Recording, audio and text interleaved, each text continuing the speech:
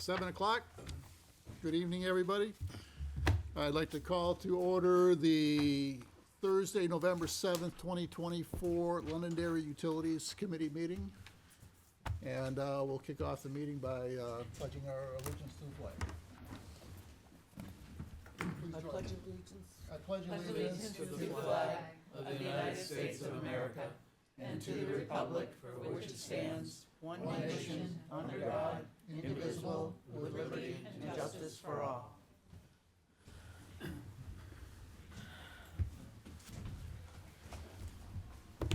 So thank you all for coming. It's been a crazy week for a lot of reasons, and we'll just jump right into this. So as part of public comment tonight, I invited Councilor John Farrell to talk to us. John's got a new role in the state that on a committee that Governor Sununu put together, and you were going to brief us on what it's all about. I'll be happy to tell you what I know so far. So welcome, John. Thank you for taking time out of your busy schedule to do this. And why don't you just walk us through what you're up to, and then we'll, if you don't mind, we'll throw some questions at you. Okay, 16,000 people voted. It was 1,000. Oh, wrong meeting. So, Lynn, thanks for having me. So, a few months ago, the governor asked me to become the chairman of the State Water Council. We've actually only had one meeting since I've been the chairman, and the second meeting is going to be next week. I am slowly learning what this is all about. As I look at the members of the, there's about 15 members of the Water Council. They come from all the different water districts from around the state. And it's a very much a quasi-judicial board. Right now, I have, as of this morning, and I say I because they all come to me, I have about a dozen DES appeals on decisions that had been made prior that the Attorney General has to name hearing officers for. So it's very much going to be a learned process around how we actually protect drinking water here in the state of New Hampshire. It's the people I've met so far from the Water Council all are much more impressive around understanding the water than I am. I am. It appears I am simply a facilitator to make sure the meeting keeps on moving, and that we keep on accomplishing things on the agenda. That's very much what it appears, to be so far.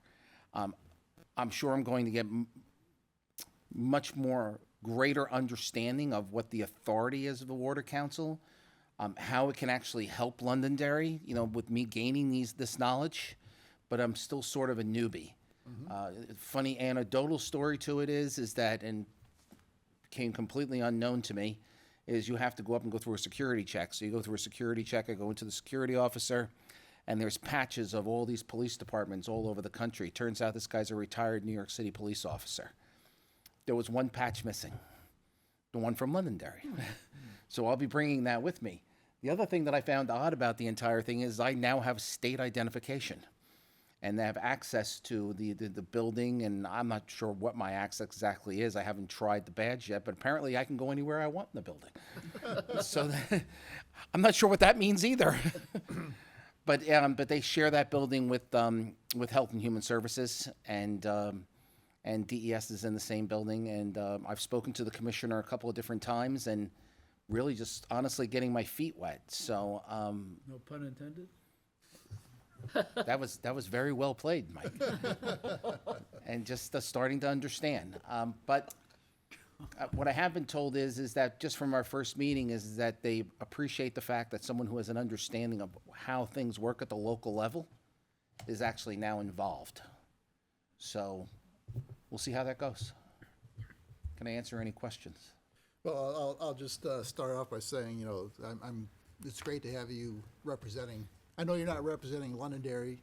You're there in a bigger role than that, but I'm hoping we can use you to our benefit, to be perfectly blunt. I will serve the current governor and the governor-elect the best I can, and I'm in office for the next 2 years. Yep, excellent. And in return, you've got I think, a pretty good information source here to help you. Absolutely. Yeah. I mean, the meetings generally happen on Wednesdays, once a month, at 8:30 in the morning. And it's in different rooms at DES. But again, I mean, it's literally the fire hose. No, And- absolutely. And just kind of learning. Fortunately, I know how to run a meeting. That's a benefit. And everybody's, I mean, everybody's really respectful, and they were without Attorney General guidance for a number of months, so they weren't really able to move the ball forward. But we now have an assistant AG assigned to the Water Council. Who is that? I don't remember right off the top of my head. I literally met him for 30 seconds. Okay. Does it look like it's going to be focused more on water districts and municipal water departments and things like that? Or is it going to be just on cleanliness of aquifers or preventing, aquifer contamination? Or is it going to be all of the above? I think it's going to be all of the above, including the whole PFOA issue, and and a lot of it is around violations, and not necessarily releasing permitting. One of the really interesting conversations is someone came in with a new policy that they wanted to put in effect, and the guy said, he says, well, the policy's kind of gray, and I waited for everybody to ask their questions, and I said, sir, I said, you know John Trottier in the town of Londonderry. And he's like, well, yeah. I said, well, he's not a gray guy. I said, policies need to be black and white. I said, they can't be gray. They can't have holes in them. And everyone just was kind of quiet in the room. The guy kind of looks at me. I said, I don't think we'll be moving forward with this today until it's black and white. And that's where I got the comment of like, okay, well, at least you can bring experience from the people who have to implement these policies. So that is something different I think I bring to it, that we're just not going to push things through and say the state said. That's what I know so far. Yep. After one meeting and dozens of emails. Can you give an example of the kinds of appeals that you said were filed? That's what I was wondering. I don't want to do that because they're pending, and I'm not an attorney, and I don't make that determination, and I have to sit and make it. I think I have to sit and make a decision.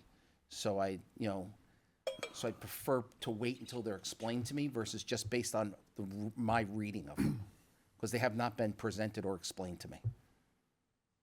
I guess more in the general, without being legally restrictive, what is an appeal for? Is it appeal because I want to put a pipeline in? Is it appeal because I violated a law? Is it or you just can't say? Yes, Okay, all of those things. okay, that's what I was wondering. There's without getting into the names, there's some local attorneys' names who I'm familiar with who are making the appeals.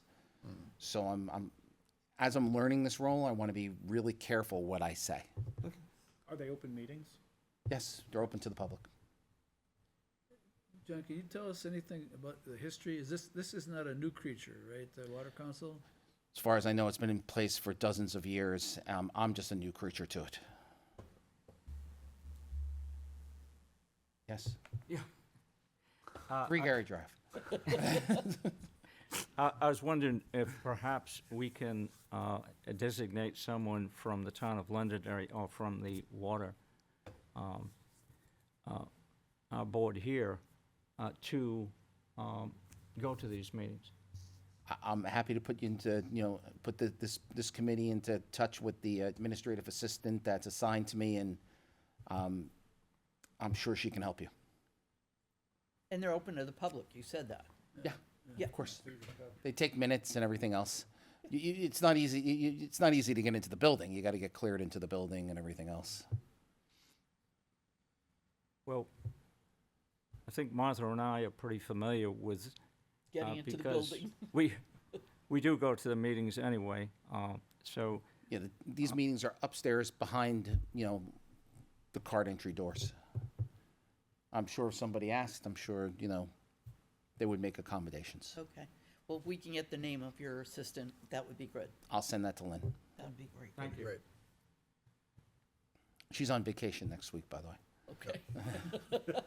There's somebody That's else the way it subbing goes. for her. Get a new assistant and they go on vacation immediately. Well, she's not new. She's been there a long time. No, she's new to you.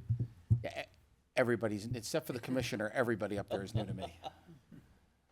So, Yeah, do you expect any changes with the new regime coming in, or is it going to be continuation of business the way you think it has been running?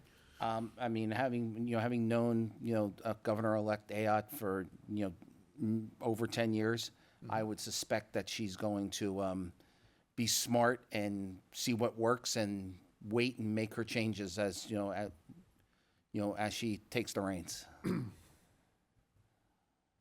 But I don't speak for her. Oh, no, no, and I understand that. So, and I guess my final comment to you, and there may be more, but it is, we have a number of problems here in town. I think you're well aware of all of them. Opportunities. Opportunities. And so, anything we can do to help you up there address the concerns of our citizens, we want to do it. We want to make it happen. And I think, we look forward to having an active partnership with you. Absolutely. I mean, as I learn more, I'll share more, but that's, after one meeting, that's what I know. Yep. So, but I'm sure, I try to be a quick study. Any other questions? Good luck, John. Yeah, absolutely. Good luck. I don't know that I really understand what I got myself involved in. But I'm sure I will. The governor asked. It'll be fine. Thank you for coming by tonight. I really appreciate it, so. Thank you for inviting me. Yep. And with that, we do have a opportunity for other public comment. I see we have somebody from the public here tonight, so if you come forward and your name and address for the record, please. Maureen Mansfield, 10 Ross Drive. We just want to know on Ross Drive if you guys have any idea what's going on with the EPA, Hallie Aldridge, and Tinkham to get us water, to get a water line down that road. We have new construction now that's going to start on the top of Gilcrest. Even though they say it's not going to affect our water living on Ross Drive, I don't believe that. Okay, they're not going to build, they said it's going to only go 2 inches. They're not going to build basements to these places they're putting behind Home Depot, whatever. They're going to be pushing everything, and they're going to push it towards Ross Drive, the whole thing. So our water's just going to get worse, and we can't even get a water main down that road. So that was the question. If you guys know anything about what the EPA, Hallie Aldridge, or Tinkham, what they're doing with that mess. Sure. Kirsten, you want to talk about where we're at right now? We've been actively talking about the problems we're having down there. So it's not like we've ignored them. We're trying to be proactive about it and, Yeah. identify you. some different solutions. But Kirsten's been working. Yes. Sorry, I wasn't prepared to speak yet. So one of the things is the EPA is working to get out more community information, and we were in conversations with them to start putting some of their materials up on our website. We are working at the utility committee's behest at trying to get a day coming down where the EPA will be able to, it'll be a public meeting and open to everybody, Right. but specifically for the folks on Ross and Tocquenelle about it. So to do an information session on that. We're thinking it's probably going to happen after the holidays at this juncture, simply because of the time of year and the. Can I just make a suggestion? If you do it after the holidays, you're gonna have a tougher time getting somebody. I don't mean the week after the holidays. I mean early January. It's Yeah, unlikely that we're What going. I'm suggesting is that you might want to do it like November or the end of this month or the beginning of December. I'm just kind of concerned because of the change in administrations. You're going to have a new EPA administrator. And so there may be some concern about discussing these issues. So the beginning of January is still going to be the same EPA administration. Yeah, no, I So got it. yeah, I mean, I will saying definitely. that nobody's going to come. Yeah. Because it's it's January 20th that the president-elect is sworn in. So you're close enough to the inaugural date period. I'm just making a suggestion. I will certainly see what I can do. I'm definitely working within constraints that go beyond, that are peculiar to our local situation and Right.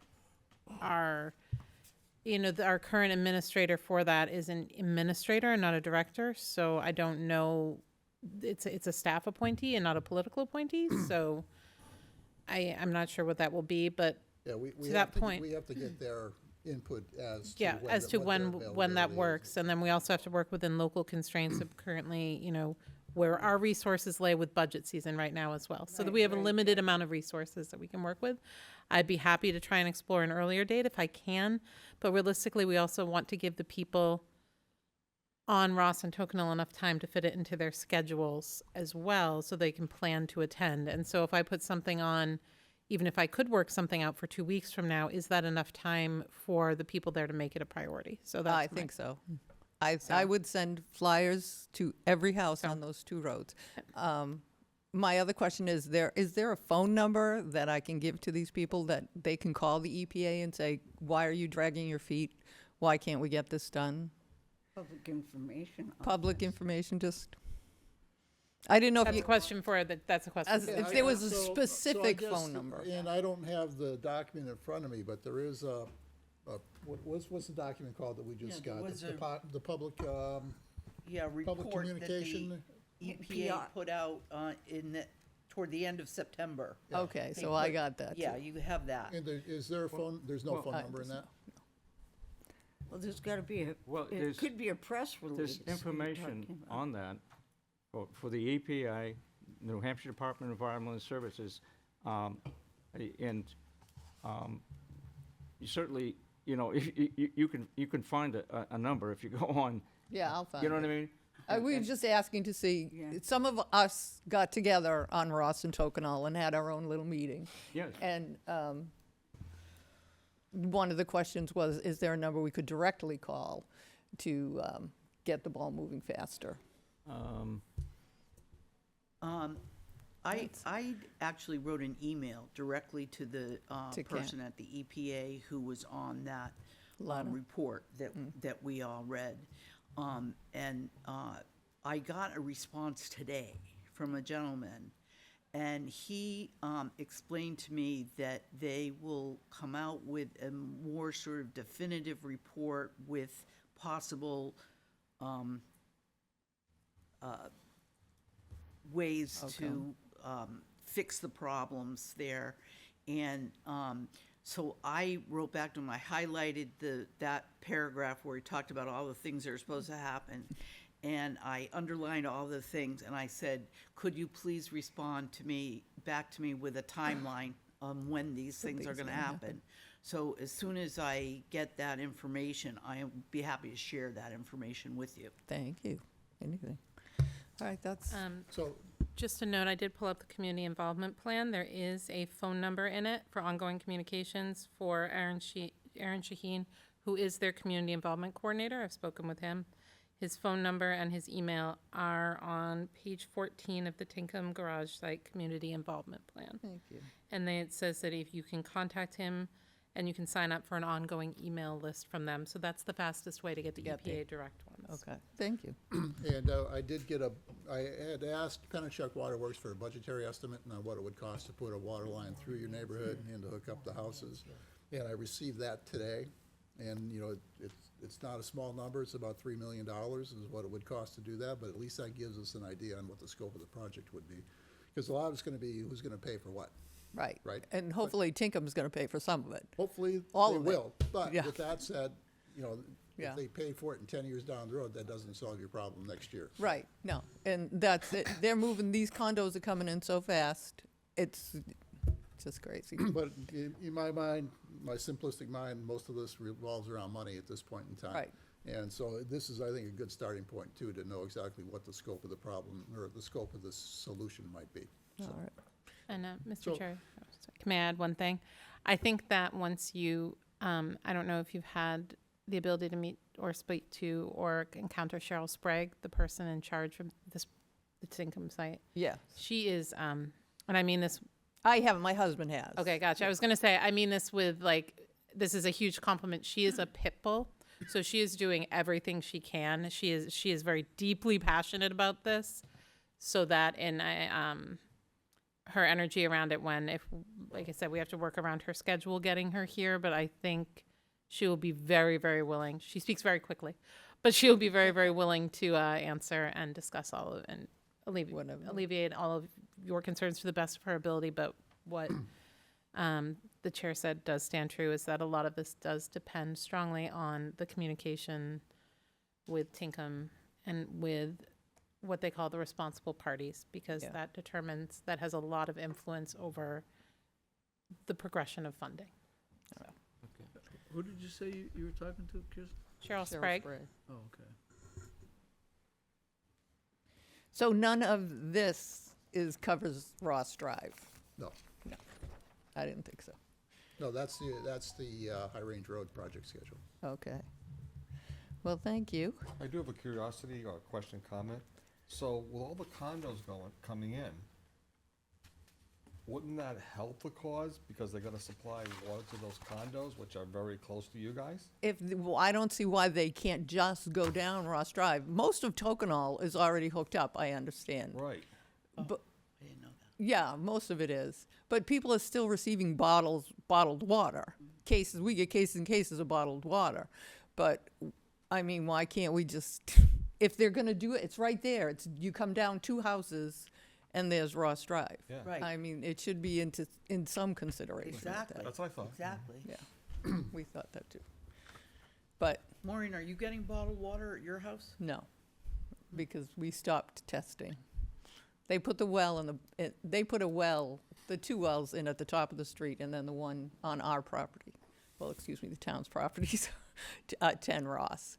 So they were here the other day for 3 hours, testing it, whatever they do.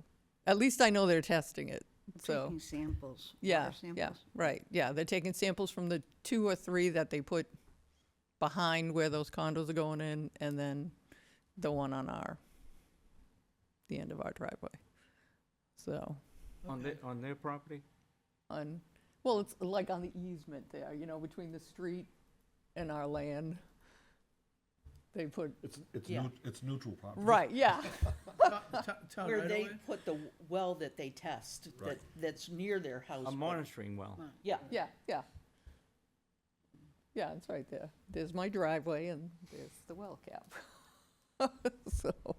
So it's being tested. I know it's being tested. How long does it take for you to get results of those tests? They're usually pretty good, Okay. Haley Aldrich, but, I don't know where they fit into this whole EPA, Haley under Tinkham thing. You hear from so many people. They're their contractor. They are the contractor. Yeah. All right. There's so many people with little kids who are afraid to use the water. Absolutely. And I don't feel, I feel bad for these new people moving into the neighborhood. It was a beautiful neighborhood, Right. and now we're gonna have traffic problems and everything else, but Well, we're let's try and fix the water. trying to work very hard because we feel your pain. Hey, well, thank you, thank you. Yeah, so we just had a little sit-down, get-together, whoever wanted to come, so I said I would come to this. But we'll all come when the EPA comes, so, Yeah, and I think that'll be very beneficial. Yeah. yeah, the more Yeah, people we can get. Get, pack the room. That Right. makes a difference. Yeah. So, but we just don't have a date for that, No. but, we'll- all right. I'll send out Hopefully a we'll message. get that. Yeah. Yep. Well, thank you. You're welcome. Thank Yep, you. Thank you. Did I miss an email where, I don't remember seeing a report that came out in September about this problem. Is that because it It's- was just went to the water No, it's subcommittee? on the EPA website. Oh, And we, okay. we just went and Got looked it. at it Oh, because okay. we were interested. I did send it out to the committee, too. The EPA finished the report in September of this year. If you'd like, I can send out The another 5-year copy to report. everybody. Okay. And then, in addition to Good. that, Oh, great. there was this one about public participation. And Kirsten's gonna resend that out to everybody. Right. I'll send it out How again does- to everybody. Right, how does it tie in with the, whatever, is it every 3-year, Every 5 years. 5-year Yeah. update? Yes, Yeah, is this part of that? yes. Yes, Oh, okay. Yeah. Got it, the last one was in 2019. okay, got it. Now I know what you're talking about. Okay, moving on, administrative board work. October minutes. Everybody had a chance to take a look at the minutes. We got an amended version out today. It was just the simple comments, you Yep. know. I assigned Kristen to a whole nother staff, so we got that corrected. Giving her another hat to wear. Another hat to wear. Another hat. I got enough of those. Thank you, though. So, I Make a respectfully give motion it back. to accept the minutes. Sure. Motion to accept the minutes made by Martha, Second, second by Jeff, either way. either way, second by Mike. All in favor of accepting the minutes, say aye. Aye. Opposed?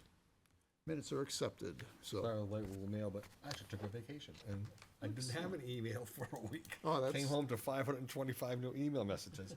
Last minute mail, you'll see why Drew had to get me a special copy of the video and he didn't produce it. It's all in your emails, but it's got this big virus protection thing. You'll have a picture in the email across everything.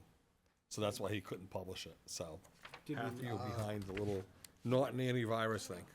So is this, This is why we couldn't go, it was live, but we just couldn't go live on YouTube, I mean, reproduce on YouTube and stuff like that. I'm sorry. so this is this the meeting which, I have it in our records, I have it in my database. He also has it in case anybody wants to look at it as public is record. this Mindy's meeting? Yes, yes. So we don't have a record of it? We have a record of it, but not broadcast. No, audio and video, but the whole video has us behind this thing here. Right. You can listen to her. It's very clear, and I was able to get the minutes. I couldn't see who was talking, so, Well, I was trying to set up a meeting with Kirsten and Mike a few weeks ago to talk about it, and then everything kind of broke open, so we never got together and had our meeting to I don't talk know if I about discussed the it with Jeff or maybe Lynn, videotaping. but I was hoping that since she's done this before, I would love to have, even if we do a separate video conference, because you can Zoom record, go to meeting record and do it again and make it as a public file to, put on Put it the web. up in the, that would be, I mean, I don't know if she we have won- to do it as a meeting or So- whatever. A simpler solution might be to take the audio and just put the PowerPoint back over it, I can do because that. it was just a PowerPoint over it, that's I can all do you that. could see. Would that include the questions that came in from all I mean, of it would us? just not, you wouldn't be able to see your faces, but Okay. you could still hear them. I Yes, mean, you could hear them. not that your expressions aren't an important part of your communication, but I think it would be sufficient. And that's certainly something that could be done. So perhaps, John, you and I can talk about that offline after the Sure. meeting. Because I think it can be fairly straightforward to recreate it. And if you have the audio either. Yep. So, I got the audio and the video. and we I have the got I PowerPoint, got the so. four shiny heads on top, and that's about it. So, and we have the PowerPoint as well, so we Yes. could recreate it. Well, I got the PowerPoint from her and Yep. gave it to you Yep. guys. Yep. So, And yeah, we can I recreate guess it. my question was whether or not the PowerPoint presentation was up on the town website. I have not had the ability to update the Utilities Committee website in recent days. I hope you can understand. Yeah, no, I was just thinking under the water piece that we had, Mm-hmm. right. It is certainly on my list of things to do. I will say that my time is not extremely flexible at the moment. So I will get it up as soon as I'm able, but I'm trying to balance updating the current website with preparing for the new one and with a number of other things, including Yeah, I'm covering sure for that the you're executive swamped. assistant empty position. So I'm sure you're I will swamped. absolutely get it up there. I have it. It came through. It looks good, looks perfect. I kept getting as far as going to post it and then something else would come up. But the election's over, which is cut down on that, so it is definitely on my list of things to do. And I apologize for not having gotten to it yet, but No problem. it will get there. But if we have the capability of putting it over the audio, it may be quite simply better just to post that so there's the context to the slides. Yep, because even in the video where it shows the screen in the background, it was hard to see the screen, and that's why I asked, could we get the PowerPoint presentation after that? So this is perfect. Well, we got the PowerPoint presentation a while ago. I know. And we can always ask Mindy to come back, if we need to. The reason why I was concerned about the timing is just when we did candidates for state rep, we did videos for the candidates for state reps, and one of the things I talked about right at the beginning of the video was that Mindy's presentation was on the town website. So that's why I'm a little concerned because it's not on the town website. Yeah, there you go. Somehow I don't think it is. I was the #1 Dem, so that's pretty good considering there have only been 2 Dem state reps in 100 years in this town. In this town, yeah. Yeah. So, moving right along. No, I just wanted to, Good. because people saw it and they may have gone to the town website and then couldn't see anything. Anything else? I have nothing else for you tonight. Okay. Mr. Chair. Master plan update, Martha? Master plan update, we have, we just had a meeting prior to, this meeting, and we have the, final results of the survey, which we reviewed, quickly tonight. And, the members of the master plan committee are going to, take some time to digest that information, that we received. And our next meeting will be in, 2 weeks from tonight at 6 o'clock.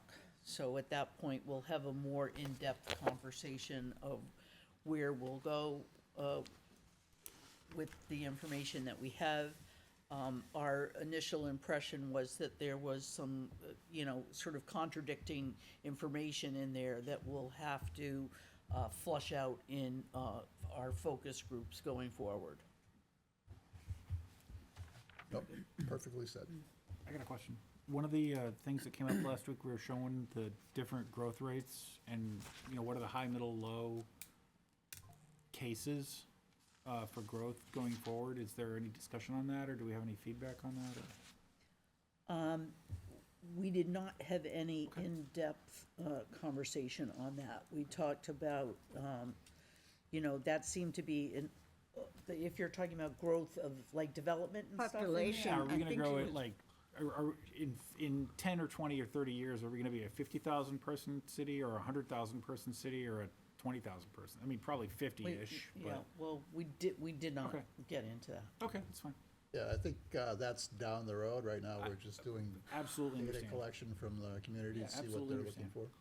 for. Okay, thank you. We're gonna lock the borders. I love it.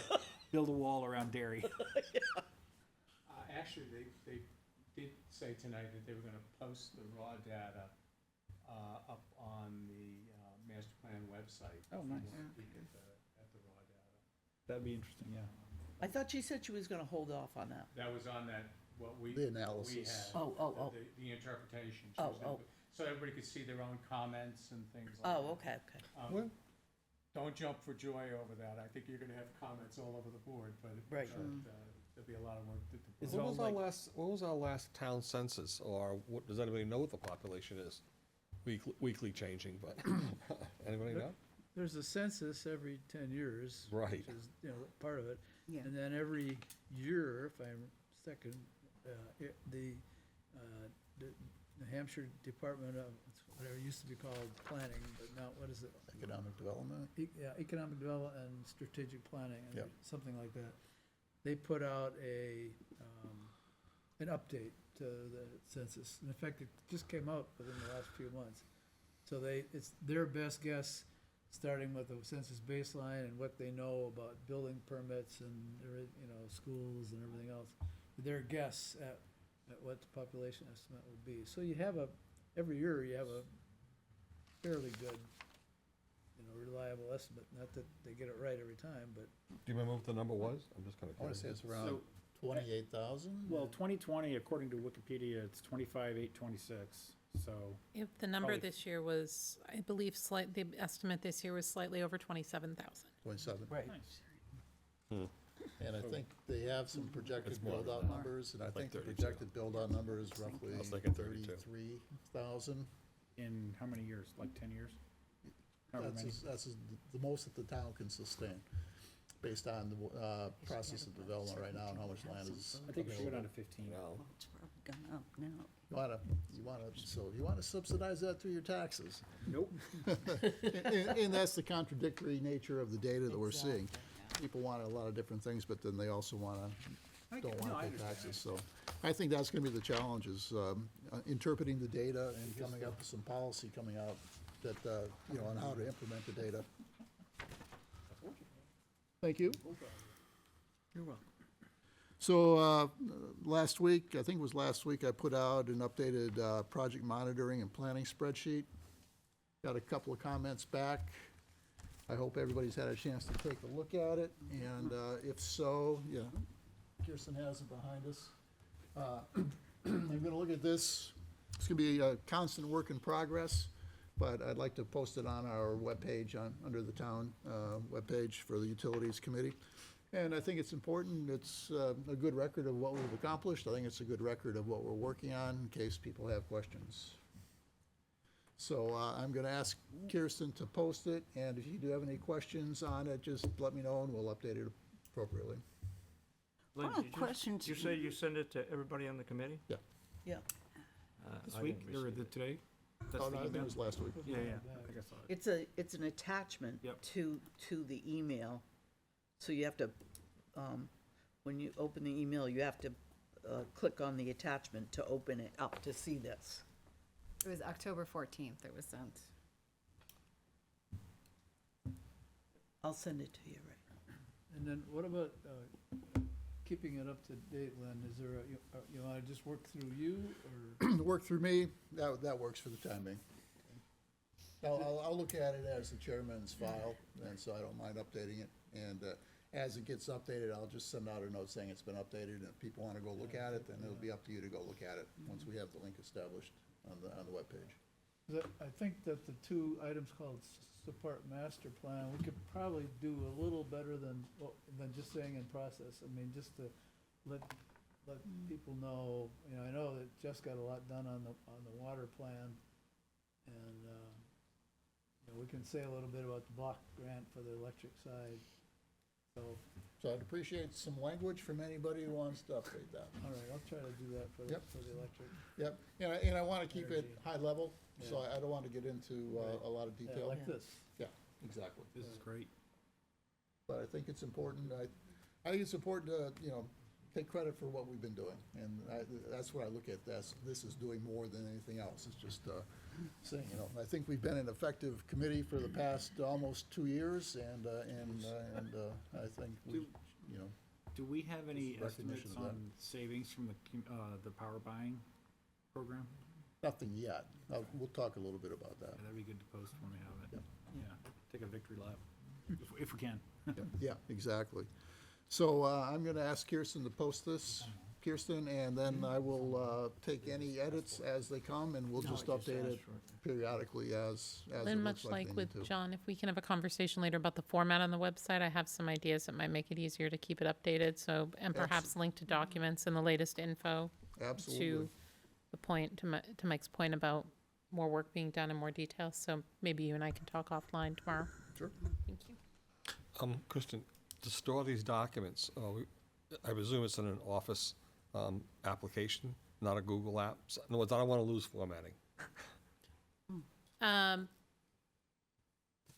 That's a longer conversation about the technical capacities of our website, so, and the background and everything that we do, so maybe you and I, that's a little, let's just chat about it before Right. we post it. I and think just- he likes to yeah. do it in Excel. If we have to, we can convert it to PDF to post, and that way, when he wants to make changes, he can convert it to PDF to post or whatever, right?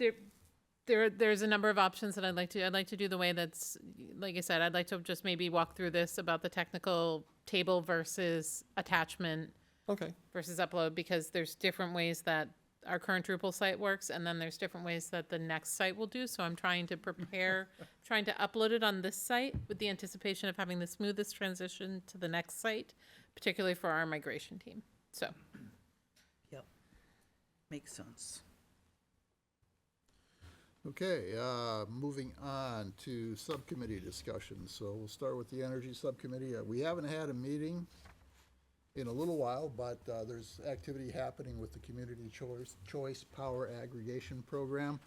I am expecting Eversource to come out with their rates for starting in February of 2025. I'm expecting that to come out sometime this month.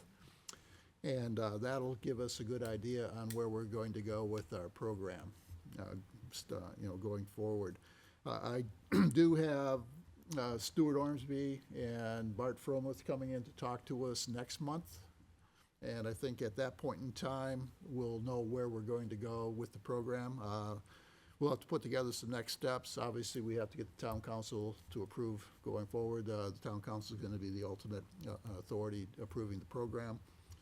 But all the data, background data for the different utilities that are going to be affected by this, Eversource, New Hampshire Electric Co-op, Unitil, there's one more that escapes me with it. But Colonial Power has the data from all of those utilities that they need to work with in order to do the transition if and when we go forward with the program. But I think it's looking good. Colonial Power just got under contract with Laconia to develop a program for Laconia, so their reach is expanding across the state as well, in cities and towns roughly equal in size to ours, and I think that bodes well for the longevity of the program, and I think, they'll be working on the services they can provide for us as well. So that's moving forward. Excuse me, does the DES runs a website that gives you comparative supplier rates for everybody?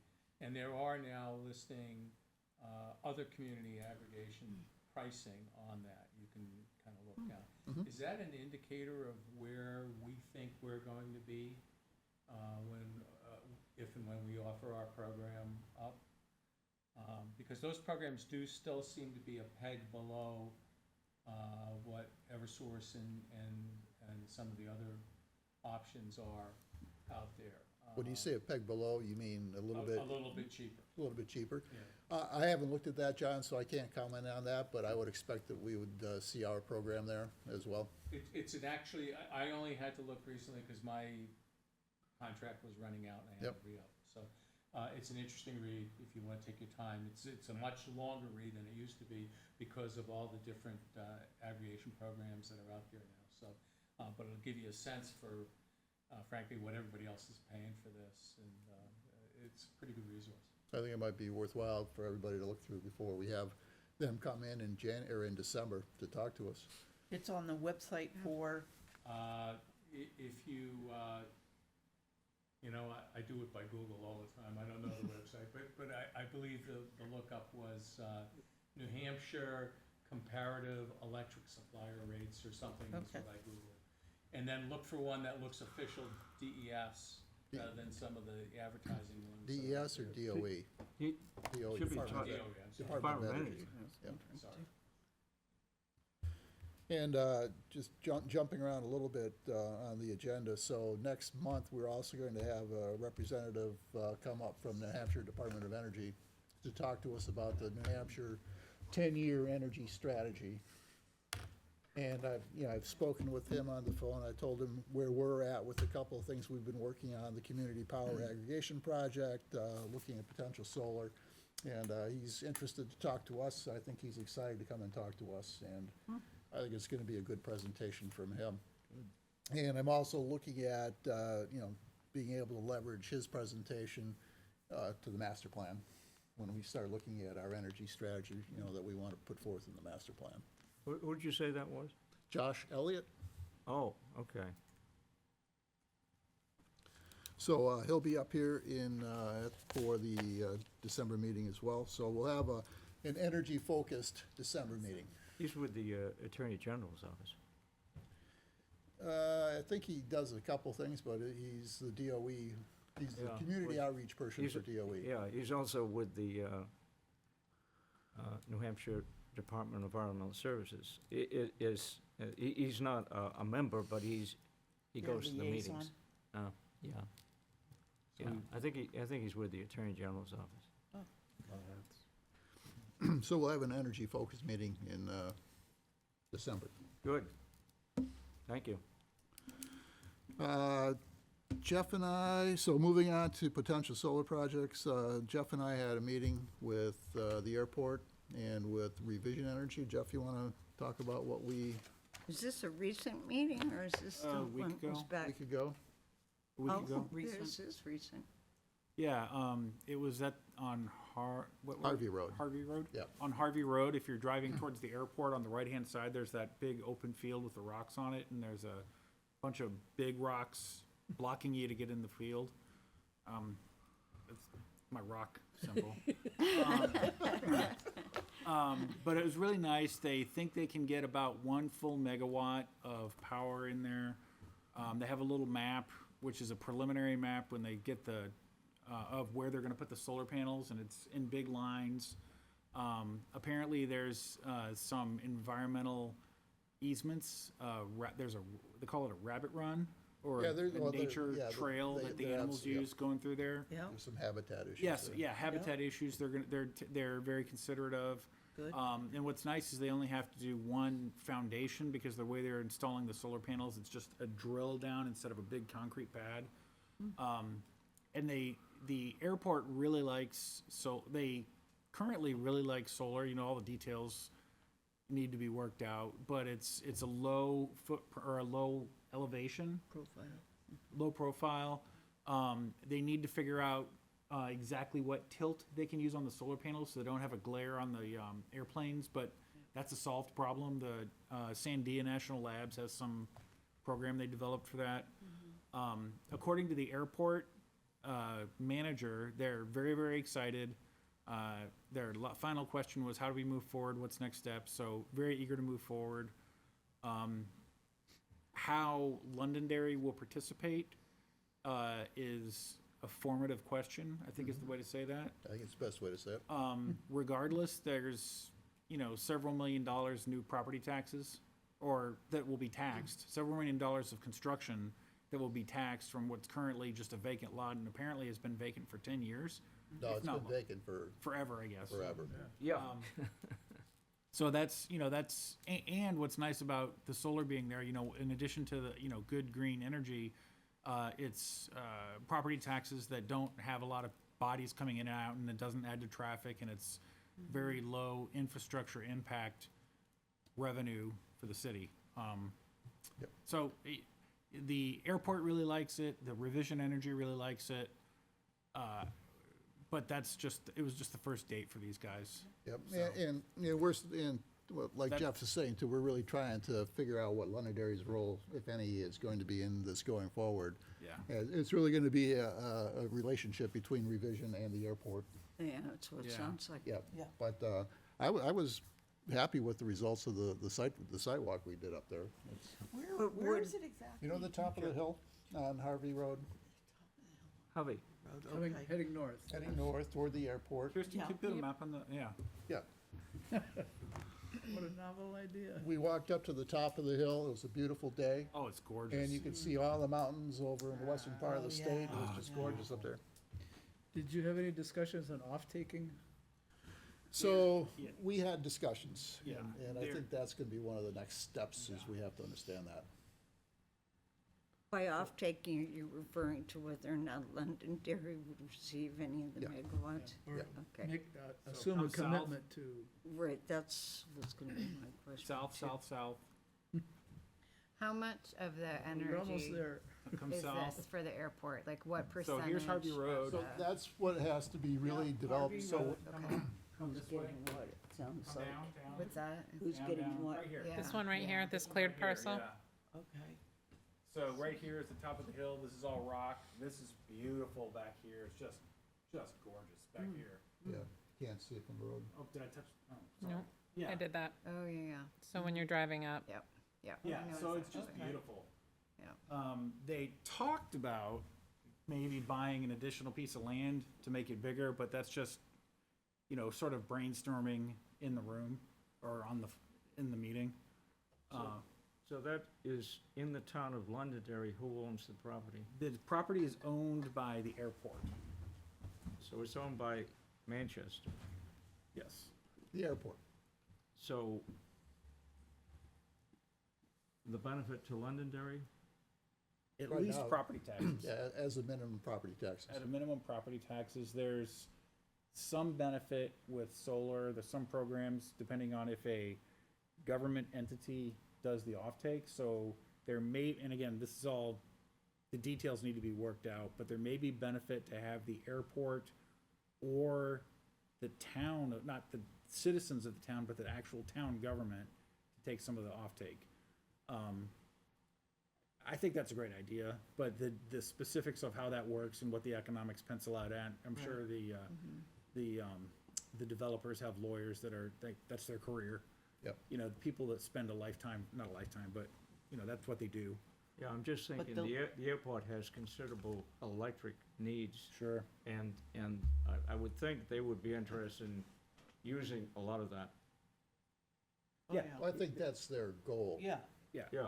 They said that they're interested, but it's still, it's one of those, yeah, that sounds really great, but we'll have to look at the details. Yeah, I'm just wondering the benefit to the town of Londonderry. Yeah, well, I mean, taxes, okay. at a minimum taxes, we might be able to get some offtake on, some solar offtake for the power at a lower cost, or maybe not a lower cost. You know, all those details are formative, and I hate keep using that word, but it was one meeting on something that the developer wants a multi-year option to get all their ducks in a row before they put shovels in the ground. But this land is owned by the city of Manchester, then by the why It's owned would- by the airport. By the airport. Well, which It is says city of ownership up there. Manchester. Right, so here's the thing.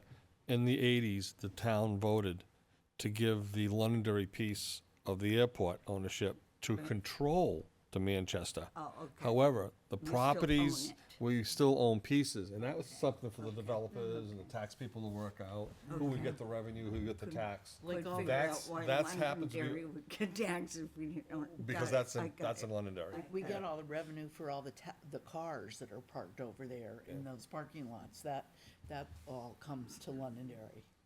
They actually make more money off parking than they do off landing Right. fees. Yes, they do. They do. They get Really? a lot of Yeah. money for. Some of us were not, They charge. some of Some us, of us don't like that. some No, of it's us, the rental Yes. cars. Car They company. have to register them all here and all of that.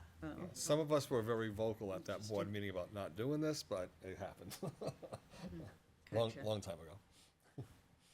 So, I think it's so good. the minimum on this is a property tax impact. The max would be an additional perhaps offtake on some of the power. Maybe some offtake on the power, maybe if we can negotiate something for Londonderry, maybe something else, but it's still, that's, you know, they're talking to each other. I don't know what leverage we have other than making the introduction. Right. You know, neither one of us are real estate brokers, and even if we were, it'd be, I think, profoundly unethical for us to try to get a commission off it, although it'd be a nice commission, you know? I know it. But, maybe, no. But it's, you know, at a minimum, it's solar power in Londonderry, and jobs, maybe putting stuff up. There's gonna be probably jobs to mow it, cause you have to maintain it. I don't know, that's not anything to write home about, I wouldn't think, but, you know. And the airport considers the property unbuildable or undevelopable because of its height and its proximity under the Right. approach to the runway. Yeah, 35, it's I guess actually it a is. beautiful piece of land. Yeah. You should build a house there, Jeff. I would love to.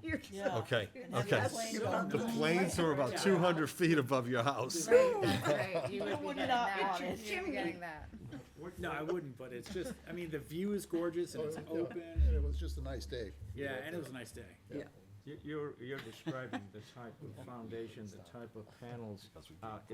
Who did you get that information from? From the developer, the solar developer. What developer? Revision. Revision. Oh, Revision Revision? Energy. Yeah.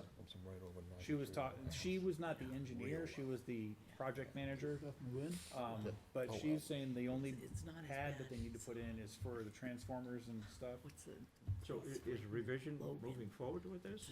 They are currently moving forward with it, but there's Yeah. a thousand things that need to happen between now and putting shovel in the ground. You would say moving forward with discussions. Yeah, they're having discussions to move forward with So that discussions. this doesn't get out as a. I mean, they both like it, they're both interested, no contracts have been signed, and there's a million things that need to happen correctly. Not a million, there's many things that need to happen correctly before shovels go in the ground. Yeah, and And the they still the do issue we had with Auburn Road was that there was no utility There's- of proper size in there. Yeah, and they're 250 feet from three-phase Yeah, power. three-phase Yeah. is very close, according to revision. Well, I've seen it, goes right up Hardy Road. Yep. Yep. I mean, not, is that Not not Hardy. Hardy, High Range, Yeah. sorry. So, Is there a way to approximate, let's go with the minimum, the potential tax impact of this? Either maybe have Revision or maybe even the town come up with it. If this project happens and they put solar panels there, what's it worth to the town? Because I think that kind of would, I'm thinking of your spreadsheet, Len, okay? That's certainly better than saying in process. Right, No, that's a fair question. I'll ask Justin Campo about that, what the Yeah. tax rate would be on commercial property. yeah. Kirsten, do you know that off the top of your head? The our commercial and residential tax rates are the same. Do what? Our commercial and residential tax rate is the same, So. but where it is a city-owned property by Manchester, where it's a government-owned property, that gets into the area that I don't know. But we don't have a different commercial and Well, business tax. that's a good question. I think we can start asking that question. Yeah, Yeah. certainly, Finance certainly worth, department. certainly worth talking Yeah. to Yeah. the you could Yeah. even, you could start with Justin, that would be a good place to Yeah, I start. might go to the assessor's office, but we So can- sort of a thumb windage, it's several $100,000s a year lease. So whatever the math is on that, on the valuation, I don't know how it's calculated, but I think 4.5 or 5, something like that. and a lot depends on the value of the installation as well. Subject, they were very careful to clarify, it's subject to current appraisal. They don't set the value, they have to get an appraisal. And the FAA is very particular about how land is used for airports. So it's kind of nice for the airport guys because they don't have to negotiate. They just say, well, this is what the FAA says. At which, air travel, you want a referee that's keeping an eye on things, for sure. So, John asked earlier, what's the maximum outcome, and I would go beyond what we just talked about and say, the maximum could be a town ownership of the installation Yeah. or even of the land, given that it's gonna be locked up in a way we that's, can't sell, that's we secure cannot to own the the- land. The FAA will not let the airport sell that land. oh, no? Yeah. They were Even, very, even in that kind of a circumstance? They were very adamant. for anything?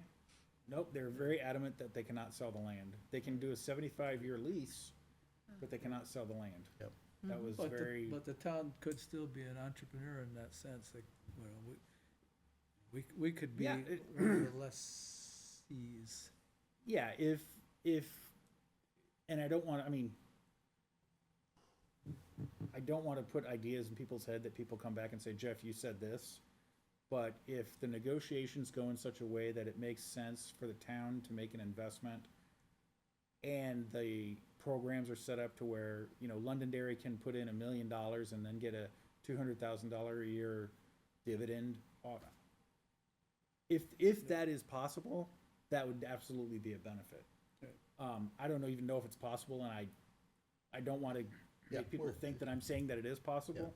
But there's, with renewable energy finance, and I've worked on over $1 billion of renewable energy finance. It's been 10 years, but the real critical thing that allows these things to get funded and be profitable for investors is the way the programs are set up. And those things change all the time.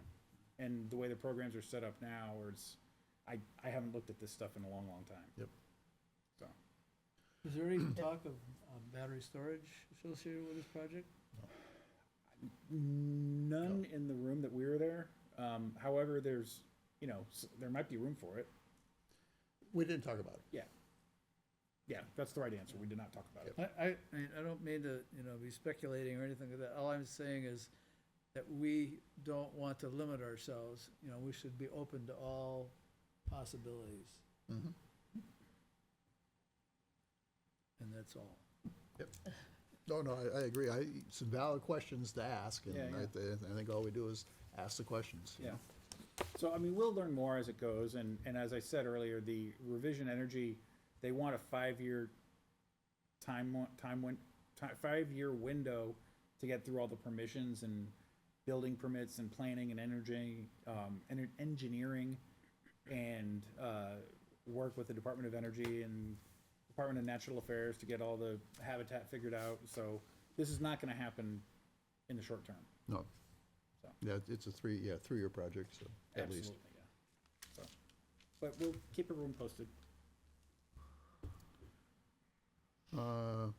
Moving on, energy audit, any news on the energy audit, Mike?